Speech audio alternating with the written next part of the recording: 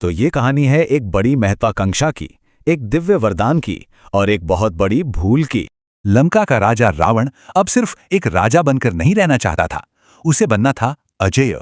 उसने एक ऐसी योजना बनाई जो पूरी सृष्टि को हिला सकती थी, खुद भगवान शिव को लंका लाना।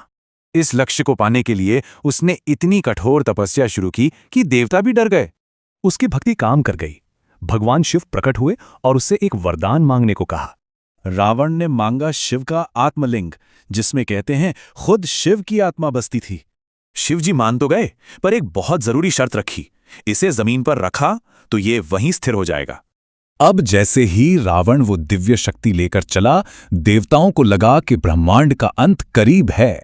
घबराकर वो सब अपनी आखिरी उम्मीद के साथ पहुंचे बुद्धि के स्वामी भगवान गणेश के पास। गणेश जी जानते थे कि रावण की भक्ति तो सच्ची है, पर उसका मकसद वो अहंकार से भरा था। उन्होंने समझाया कि रावण की सबसे बड़ी ताकत यानी उसकी जल्दबाजी ही उसकी सबसे बड़ी कमजोरी थी। फिर गणेश जी ने अपनी योजना पर काम शुरू किया और एक छोटे से बालक का रूप ले लिया। वो बालक उस भारी लिंग को पकड़ने के लिए मान तो गया, लेकिन उसने भी अपनी एक शर्त रख दी।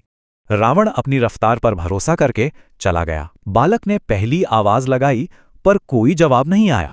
उसने दूसरी बार पुकारा, इस बार थोड़ा और जोर से, लेकिन फिर भी सिर्फ सन्नाटा ही जवाब था।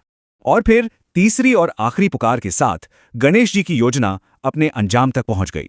बालक ने धीरे से आत्मलिंग को जमीन पर रख दिया और वो हमेशा के लिए वहीं स्थापित हो गया। रावण जब लौटा तो गुस्से में था, पर कुछ कर नहीं सका। उसके अपने अहंकार ने ही उसे हरा दिया था।